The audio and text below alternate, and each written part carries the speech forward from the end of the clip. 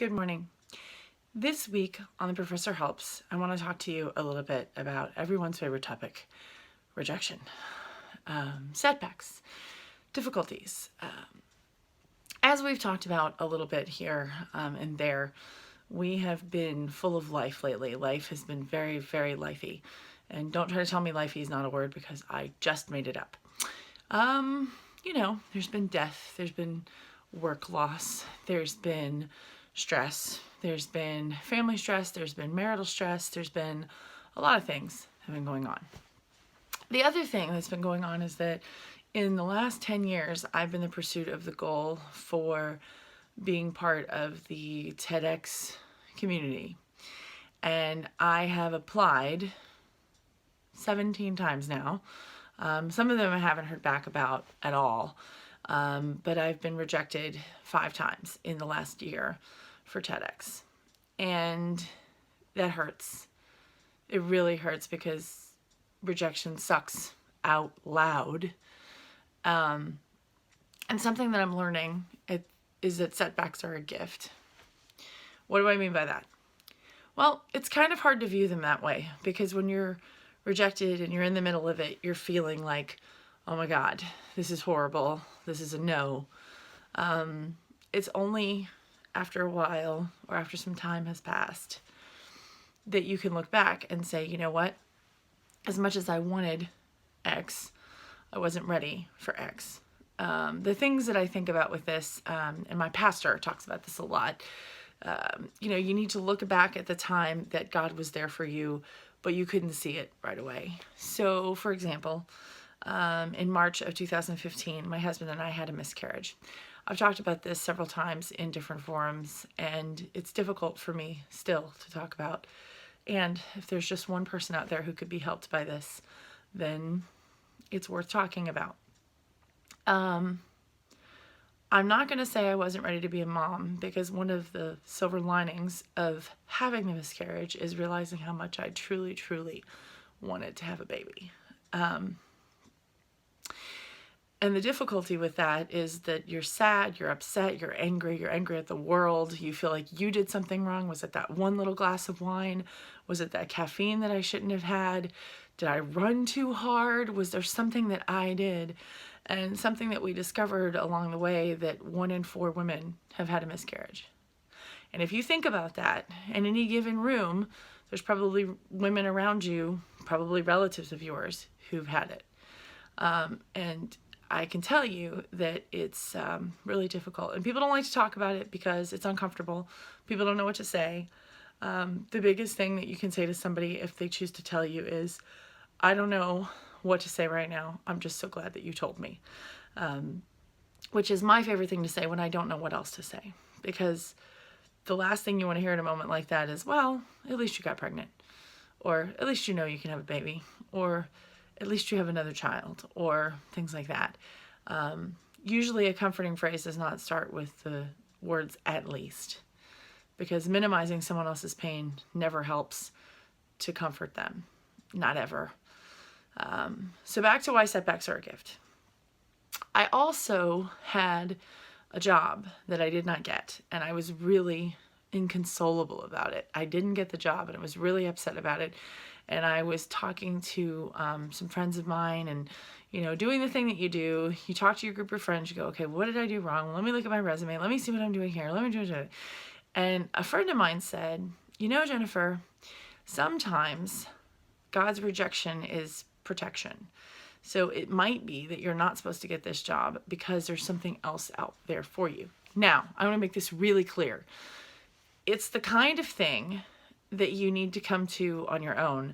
Someone else saying it to you isn't always the greatest thing. You have to give yourself time to feel these things, because I wasn't ready to hear that until I was ready to hear that. It was probably 3 months after the rejection happened, and I was still gnashing my teeth about it, but a little less every day. And it turned out that there was another job, a better job that I was supposed to get, but I didn't know that yet. And it's really difficult because all you can do when you look in the rearview mirror is see what you didn't get. But later you can go back and say, what was going on in my life?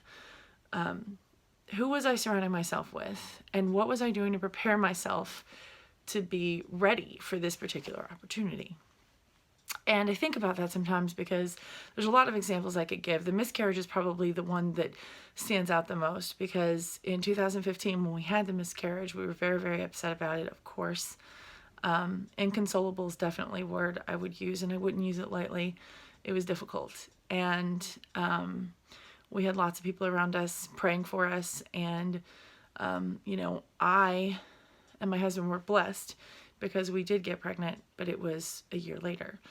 And it's one of those things where it helped us have all that much more care, consideration, and joy over the arrival of my daughter when something horrible happens. The other thing too is that setbacks strengthen you and they test your resiliency. And some people have this in spades, and some people have this in like this little quantity. And so it's really important to look at yourself and say, what is it that I'm going to do? What is it that I can do to change this outcome, or look for another position, or figure out what it is that I need to do? Because there are things you have control over. Not getting TED is not something I have control over, because there are many other factors that determine whether I'm going to be a TED speaker or not. It's been a 10-year goal. I'm not giving up on it. But those 5 rejections have really helped me quantify. Okay, these are different places that I've applied. They've all said no. I've also reached out to get feedback. And sometimes the feedback's been really helpful, as in I feel like, okay, well, this is something I can work on. For instance, one of the things I heard is that my topic wasn't original enough. And that's okay with me, because my topic is the fact that we all can connect more and stay off of our phones, which I realize the irony of that as I'm talking to you about this. And anybody watching a TED Talk is going to be watching it on their phone or their technology. But the truth is that we could all look up a little bit more and connect with a human being that's in front of us. And I don't mean like some stranger. I mean somebody who's sitting in your boardroom in a meeting, maybe later today. Or maybe the person, if you take a bus on your morning commute, do you talk to them? Do you say hi? I'm not saying you have to strike up a whole conversation, but you can look them in the eye and say, hi, how are you? And actually care when they give you an answer. And I think that that's missing in our world today. So that's my topic.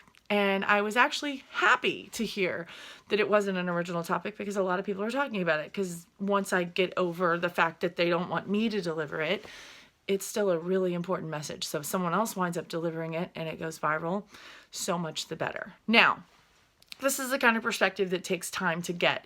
You're not ready to hear that the day that you get a rejection. For example, the last rejection that I got was in January. It's February now, almost March. There's a reason I'm only talking about it now, because I can talk about it without crying and without getting upset. It still hurts. It still hurts to reject it. I don't care how much spin you've got in you, how much Pollyanna you've got in you. It is hard to get rejected. It is hard to be told no. And sometimes that setback can be a setup for a breakthrough. And I want you to think through that. And remember to give yourself time, because sometimes while you have that setback, you're not able to see 3 months down the road, 6 months down the road, that something else is coming that you would not have been available for if you had gotten the first thing. And as always, if this is something you find helpful, great. My goal is to inspire one person a day to live their best life. And I am actively committed to that goal, which is why I do these posts for you once a week on Wednesday. And the posts are called The Professor Helps. And I really do want to be helpful. So make sure that if you find these helpful, you hit subscribe. And also share with other people if you think that it will be helpful to them, especially anybody going through a setback right now. Because I truly believe that the more we talk about what's wrong, what's going on, the less fake book we'll have and the more real life we'll actually share. And the authentic connection that we'll experience could be pretty great. So join me in that quest. And as you head into your day today, think about ways that you can reframe the setbacks that you experience. Because truthfully, if it's the right time, you can look back and say, you know what? I did better by getting a no than by getting a yes. And believe me when I tell you, I understand that it's not the easiest perspective to have. So give yourself the time, give yourself the time, give yourself the time to feel all your feelings, because the mistake I've made in the past is trying to skip right into the happiness and to not feel the rejection and the frustration and the aggravation. And it's difficult to let yourself feel that, especially when you're an optimistic person like myself. So letting yourself feel that, though, is really powerful because it helps you to see that setback as the gift that it actually is. And this is the professor signing off.